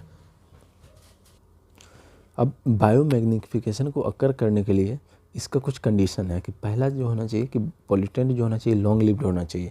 अगर लॉन्ग लिव्ड नहीं होगा, अगर शॉर्ट लिव्ड होगा तो क्या होगा, वो ज़्यादा यानी अपर ट्रॉपिक लेवल में पहुंच ही नहीं पाएगा, यानी वो यहीं पे कंसंट्रेटेड रह जाएगा और ख़त्म हो जाएगा, बहुत ही कम समय में ख़त्म हो जाएगा, तो उससे कोई फ़र्क नहीं पड़ेगा।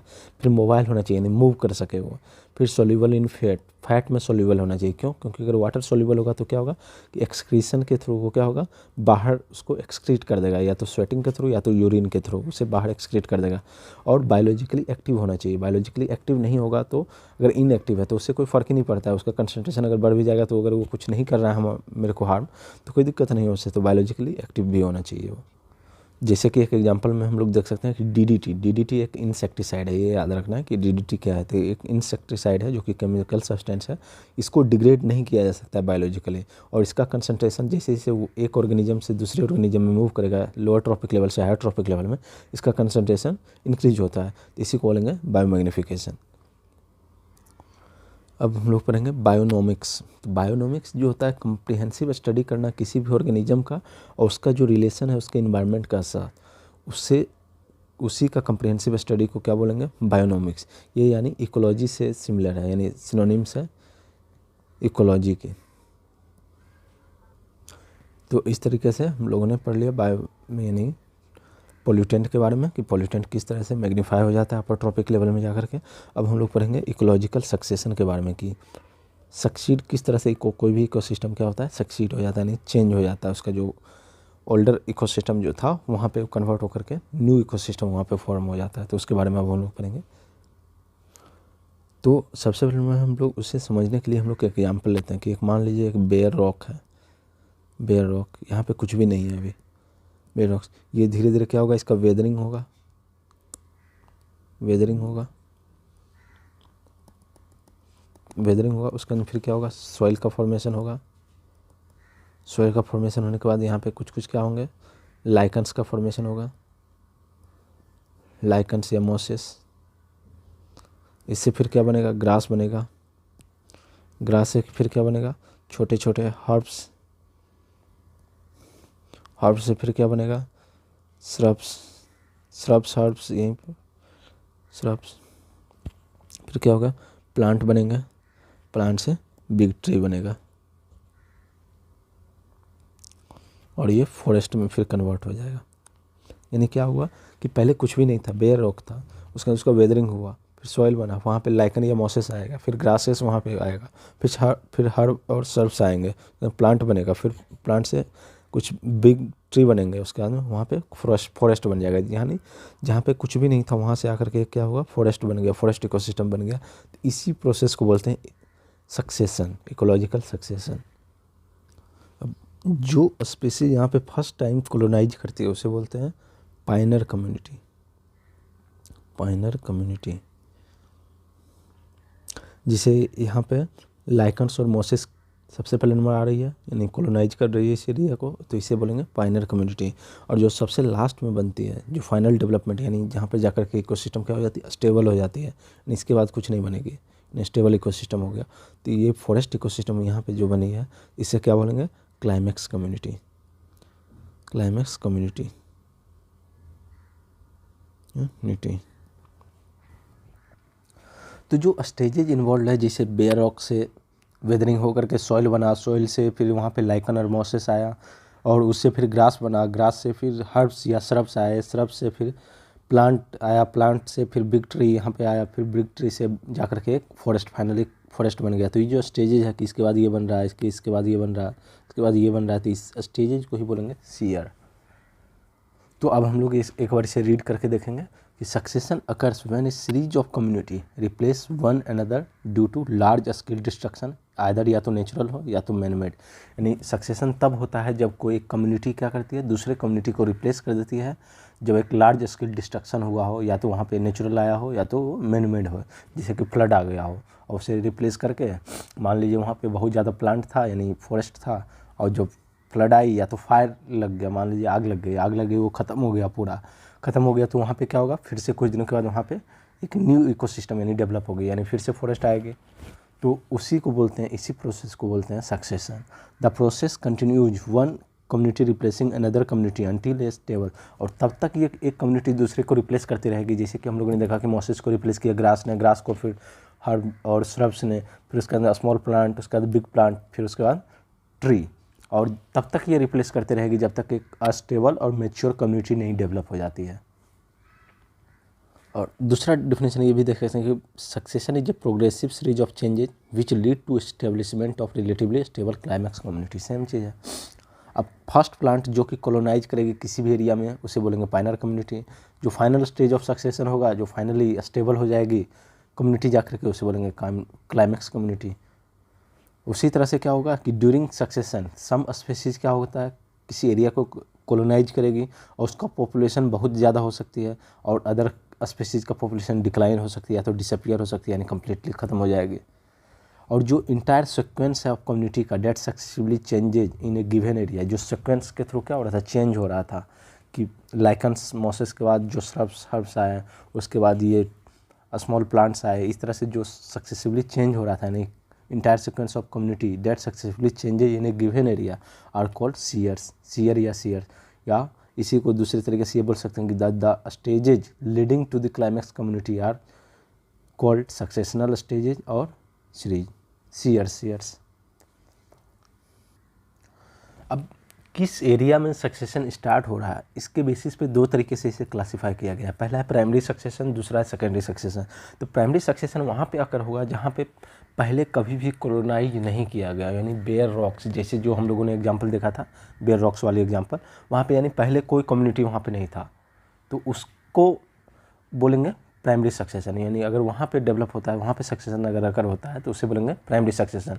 अगर ऑलरेडी वहाँ पे पहले से कोई कॉलोनाइज था, वो कम्युनिटी ऑलरेडी वहाँ पे कोई ना कोई कम्युनिटी उसे कॉलोनाइज किया हुआ था, और किसी कारणवश चाहे वो मैनमेड हो या तो नेचुरली हो, वो वहाँ पे वो कम्युनिटी ख़त्म हो गई, और उसके बाद वहाँ पे अगर सक्सेशन स्टार्ट होता है तो उसे बोलेंगे सेकेंडरी सक्सेशन। जैसे कि मान लीजिए कि एक यहाँ पे फॉरेस्ट था, पहले से यहाँ पे फॉरेस्ट था, लेकिन यहाँ पे क्या होती है, फायर लग जाती है, फायर लग जाती है, तो ये पूरा क्या हो गया, बेयर लैंड हो गया।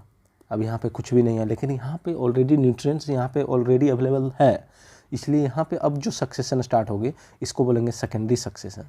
सेकेंडरी सक्सेशन, ना कि प्राइमरी। अब प्राइमरी में क्या था कि पहले से वहाँ कोई कम्युनिटी नहीं रह रही थी, यानी वो ख़त्म हो चुका था, बहुत पहले ही ख़त्म हो चुका था, तो उसे बोलेंगे प्राइमरी सक्सेशन, और इसे बोलेंगे सेकेंडरी सक्सेशन। तो यहाँ पे आप पढ़ सकते हैं एक बार कि in primary succession on terrestrial site the new site is first colonized by few hardy pioneer species that are often microbes, lichens or mosses. The pioneers over a few generations altered the habitat condition by their growth and development. In primary succession on rock, these are usually lichens होते हैं which are able to secrete acids, यानी ये lichens जो होते हैं क्या करेंगे, कुछ एसिड्स सिक्रीट करेंगे, और वो क्या होता है, डिजॉल्व हो जाती है रॉक्स में, जो कि हेल्प करती है वेदरिंग और सॉइल फॉर्मेशन में। As the community of organism continues to develop, जैसे जैसे कम्युनिटी ऑर्गेनिज्म का डेवलप होती है, इट बिकम्स मोर डाइवर्स, और बहुत ज़्यादा डाइवर्स होती है। और कंपटीशन क्या होगा, जब डाइवर्स होगा तो क्या होगा, कंपटीशन इंक्रीज होगा, but at the same time new निश अपॉर्चुनिटी डेवलप, लेकिन उसी समय पे और दूसरा अपॉर्चुनिटी भी अवेलेबल होता है। तो ये निश क्या होता है, निश आगे हम लोग पढ़ेंगे कि निश क्या होती है।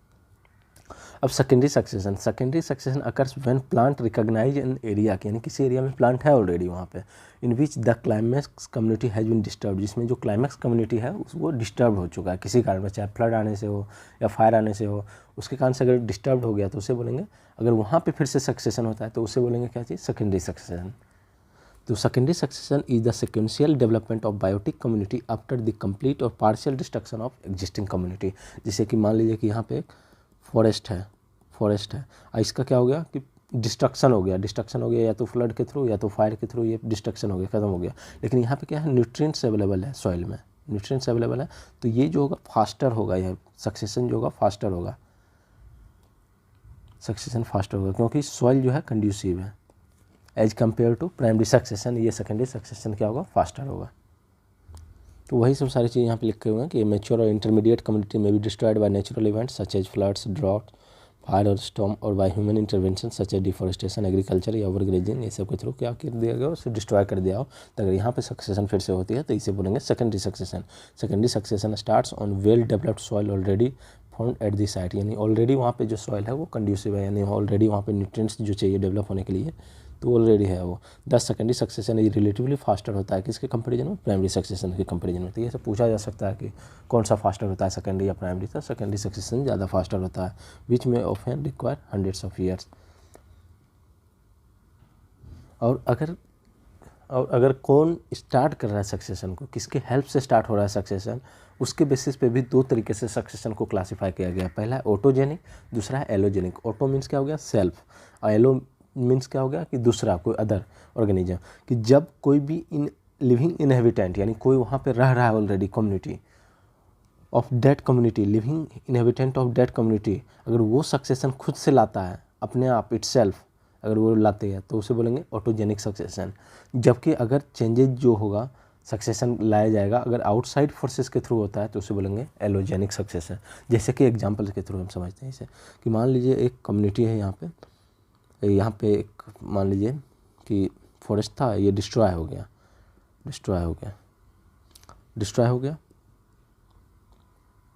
लेकिन यहाँ पे बर्ड्स कुछ रह रही थी या कुछ एनिमल्स रह रहे थे।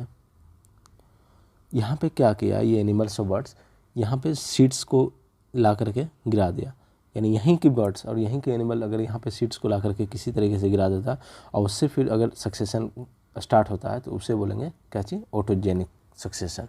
अगर एलोजेनिक कैसे होगा, तो एलोजेनिक मान लीजिए एक सेम एग्जांपल कि यहाँ पे एक फॉरेस्ट है, यहाँ पे जो नहीं रह रही है आउटसाइडर मान लीजिए कि कोई बर्ड है जो फ्लाई करते हुए इस एरिया से जा रही है, वो कुछ सीड लेकर के जा रही है और वो यहाँ पे गिर जाती है तो उससे जो सक्सेशन होगा उसे बोलेंगे एलोजेनिक सक्सेशन।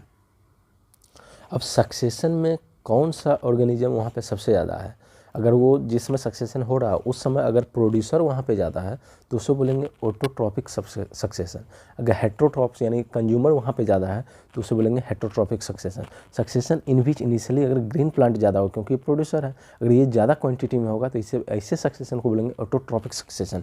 और वहीं पे अगर हेट्रोट्रॉप्स यानी कंज्यूमर ज़्यादा मात्रा में है ग्रेटर क्वांटिटी में तो ऐसे सक्सेशन को बोलेंगे heterotrophic succession. Succession would occur faster in area existing in the middle of large continent, यानी कोई कॉन्टिनेंट मान लीजिए है, कॉन्टिनेंट के जो मिडिल वाली एरिया जो होगा वहाँ पे सक्सेशन ज़्यादा फास्टर होगा एज कम्पेयर टू उसके एजेज में। इसीलिए होगा क्योंकि यहाँ पे जो सीड्स जो होगा प्लांट का वो डिफरेंट सीड से जो बिलोंग करेगा वो आसानी से यहाँ पे पहुँच जाएगा, जिसके कारण से यहाँ पे क्या होगा, सक्सेशन फास्टर होगा। यहाँ पे आप एग्जांपल देख सकते हैं सक्सेशन का कि ये एक्सपोज्ड रॉक है जो बेयर रॉक है, इसके अंदर यहाँ पे लाइकन और मॉसेस आया, लाइकन मॉसेस के बाद यहाँ पे एनुअल वीड्स आया, उसके बाद पेरेनियल वीड एंड ग्रासेस यहाँ पे आया, उसके बाद श्रब्स आएगा, श्रब्स के बाद aspen, cherry and young pine forest, ये सब फॉरेस्ट डेवलप हुआ, और फाइनली जो है beech and maple broadly forest develop हो गया जो कि क्लाइमैक्स कम्युनिटी डेवलप हो गया फाइनली। अगर नेचर ऑफ हैबिटेट के आधार पर अगर देखें तो सक्सेशन को यहाँ पे भी दो पार्ट में डिवाइड किया गया है। तो एक हो सकता है हायरार्क सक्सेशन, दूसरा हो सकता है जेरार्क सक्सेशन। हायरार्क उसके लिए यूज करते हैं जहाँ पे मॉइस्चर कंटेंट प्रेजेंट हो यानी वाटर अवेलेबल हो, वहाँ पे अगर सक्सेशन स्टार्ट करते हैं उस प्लेसेस पे अगर सक्सेशन स्टार्ट होता तो उसको बोलेंगे हायरार्क सक्सेशन।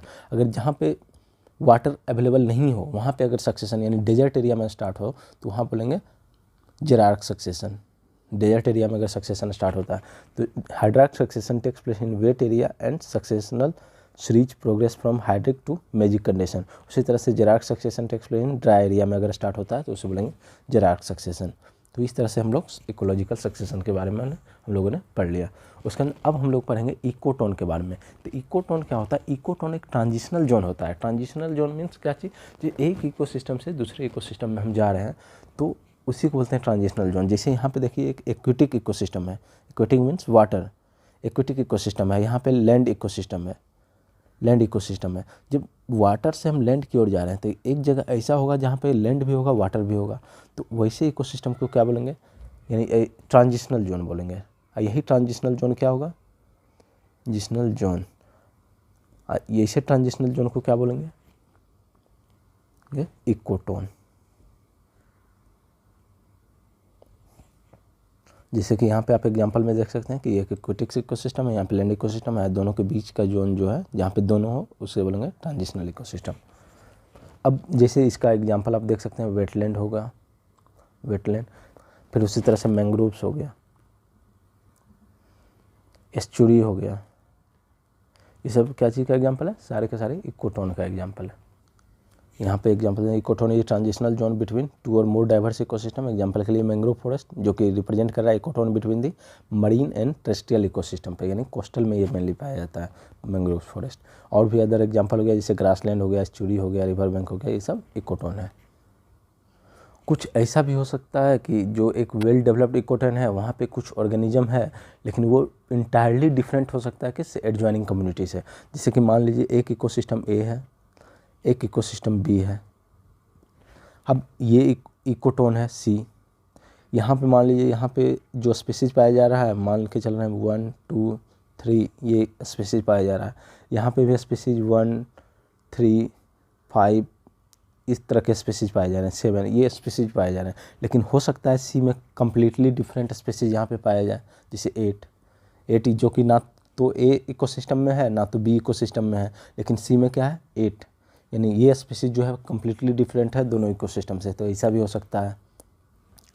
अब कभी कभी ऐसा भी हो सकता है कि नंबर ऑफ स्पीसीज जो होगा और पॉपुलेशन डेंसिटी जो होगा, sum of the species much greater in this zone, यानी इकोटोन में ही जो हो सकता है कि यहाँ पे पॉपुलेशन जो होगा कुछ स्पीसीज का ज़्यादा होगा एज कम्पेयर टू उसके एडजॉइनिंग कम्युनिटी से। जैसे मान लीजिए यहाँ पे एग्जांपल से देखें, फिर ये एक इकोसिस्टम है, ये एक बी इकोसिस्टम है, ये एक इकोटोन हो गया सी में यहाँ पे मान लीजिए नंबर ऑफ स्पीसीज 5 है, यहाँ पे नंबर ऑफ स्पीसीज मैंने मान लिया 4 है, और यहाँ पे मान लिया कि नंबर ऑफ स्पीसीज 8 है, टोटल नंबर ऑफ स्पीसीज 8 है। यहाँ पे 5 है, यहाँ पे 4 है, लेकिन यहाँ पे इससे भी ज़्यादा है, यानी यहाँ इसके कंपैरिजन में इससे ज़्यादा है, इससे ज़्यादा है। ऐसे प्रोसेस को बोलते हैं, यानी इस इफेक्ट को बोलते हैं एज इफेक्ट। तो इसको बोलते हैं एज इफेक्ट। तो ये आपको याद रखना कि एज इफेक्ट क्या होती है। तो क्या होगा, जो एडजॉइनिंग एरिया है उससे यहाँ पे स्पेसीज का पॉपुलेशन या नंबर ऑफ स्पेसीज या तो पॉपुलेशन डेंसिटी यहाँ पे ज़्यादा हो जाएगा, तो उसे बोलेंगे एज इफेक्ट। और जो स्पेसीज यहाँ पे सबसे ज़्यादा नंबर में होगी, मान के चलते हैं गोट यहाँ पे मान लिए कि बहुत ज़्यादा है एज कम्पेयर टू ए और बी इकोसिस्टम के कंपैरिजन में, तो गोट यहाँ पे इसको क्या बोलेंगे, एज स्पेसीज। जो स्पेसीज ज़्यादा नंबर में होगी उसे बोलेंगे एज स्पेसीज, और जो ये इफेक्ट हो रहा है यानी जिसके कारण से ये हो रहा है उसे बोलेंगे एज इफेक्ट। अब इसका एग्जांपल देख सकते हैं, अगर हम टेरेस्ट्रियल इकोसिस्टम की बात करें तो यहाँ पे जो एज इफेक्ट होगा in the terrestrial ecosystem, edge effect is specially applicable होता है बर्ड के लिए, क्योंकि बर्ड के लिए अगर देखेंगे तो डेंसिटी जो होता है बर्ड का ज़्यादा होता है मिक्स हैबिटेट में of the ecotone between forest and desert और फॉरेस्ट के बीच का जो मिक्सड हो गया, जैसे यहाँ पे डेजर्ट इकोसिस्टम हो गया, डेजर्ट इकोसिस्टम, ये हो गया आपका फॉरेस्ट इकोसिस्टम, फॉरेस्ट, तो ये क्या हो गया, इकोटोन हो गया। तो यहाँ पे बर्ड स्पीसीज ज़्यादा नंबर में हो गए, तो यहाँ पे स्पीसीज कौन हो गया, एज स्पीसीज क्या हो गया, बर्ड हो गई। तो इस तरह से हम लोग ये इकोटोन के बारे में कंप्लीट कर लिया। अब हम लोग नीस के बारे में देखेंगे कि नीस क्या होता है। अब नीस जैसे आपका एक नीस हो सकता है, किसी स्पीसीज का एक नीस हो सकता है। तो नीस मतलब ये हो गया कि जो आप किस एरिया में स्पेशलाइज्ड हो, यानी जो काम आप ही और केवल आप ही कर सकते, दूसरा नहीं कर सकता, यानी यूनिक है उस चीज़ के लिए, उसी को बोलते हैं नीस। जैसे किसी को सिंगिंग में ज़्यादा इंटरेस्ट होता है तो वो क्या हो गया, सिंगिंग उसका नीस हो गया। किसी को अब पर्टिकुलर टाइप का ही सिंगिंग पसंद है, जैसे बॉलीवुड टाइप का ही सिंगिंग वो यानी सिंगिंग कर सकता है, तो वो क्या हो गया, बॉलीवुड सॉन्ग क्या हो गया, उसका नीस हो गया। अब उसी तरह से जैसे इंजीनियरिंग स्टूडेंट जो है, तो इंजीनियरिंग स्टूडेंट में जो उसका ब्रांच हो गया वो उसका क्या हो गया, वो उसका नीस हो गया। कि जैसे कोई मान लीजिए मैकेनिकल इंजीनियरिंग है तो मैकेनिकल क्या हो गया, उसका नीस हो गया। किसी पर्टिकुलर एक बंदे के लिए मैकेनिकल इंजीनियरिंग क्या हो गया, उसका नीस हो गया। फिर इसी तरह से इलेक्ट्रिकल इंजीनियरिंग, कंप्यूटर इंजीनियरिंग, ये क्या हो गया, उसका नीस हो गया, यानी वो उस फील्ड में एक्सपर्ट है, यानी वो चीज़ केवल वही कर सकता है, तो उसे निश बोलते हैं। तो अब इसे पढ़ के देखते हैं। A niche is a unique functional role, यानी एक यूनिक फंक्शनल रोल था, यानी जो केवल और केवल वही परफॉर्म कर सकता है। और प्लेस ऑफ ए स्पेसीज, और प्लेस यानी कोई एक पर्टिकुलर हैबिटेट में वही स्पेसीज मिलेगा। जैसे कि हम लोग कुछ स्पेसीज पढ़े हैं, जैसे स्नो लेपर्ड केवल वो हिमालयन वाला ही रेंज में मिलेगा, आपको वहीं पे पाया जाएगा इन an ecosystem. A niche is a unique for species which means no two species have exact identical niche. दो कभी भी डिफरेंट स्पीसीज का कभी भी आइडेंटिकल निश नहीं हो सकता है। Niche play an important role in conservation of organism. किसी भी ऑर्गेनिज्म को कंजर्वेशन के लिए निश जो है पर्टिकुलर बहुत ही इंपॉर्टेंट रोल प्ले करता है। जैसे कि हम किसी का हैबिटेट को प्रिजर्व करते हैं, प्रोटेक्ट करते हैं। तो टाइप ऑफ निश कितने तरह के हो सकते हैं। जैसे कोई हैबिटेट हो गया, हैबिटेट निश हो गया, यानी कोई एक पर्टिकुलर प्लेस में ही रहेगा। फिर फूड निश हो गया, उसी तरह से यानी कोई पर्टिकुलर चीज़ ही खाएगा। जैसे व्हाट ईट्स और decompose what species competes with. Reproductive निश हो गया, उसी तरह से फिजिकल और केमिकल निश हो गया, यानी किस टेम्परेचर किस यानी फिजिकल इन्वायरमेंट में वो सर्वाइव कर सकता है, तो इसे बोलते हैं निश यानी टाइप ऑफ निश। तो इस तरह से आज भर इतना ही, और ये आज इकोसिस्टम पूरा कंप्लीट हो गया, और इसका टाइप ऑफ इकोसिस्टम हम लोग देखेंगे नेक्स्ट क्लास में। तो अगर आपको ये अच्छा लगे तो आप इसे शेयर कीजिए, लाइक कीजिए और सब्सक्राइब कीजिए। और नोट्स के लिए आप नीचे टेलीग्राम में का लिंक दिया हुआ है, आप उसे जा करके वहाँ से डाउनलोड कर सकते हैं। धन्यवाद।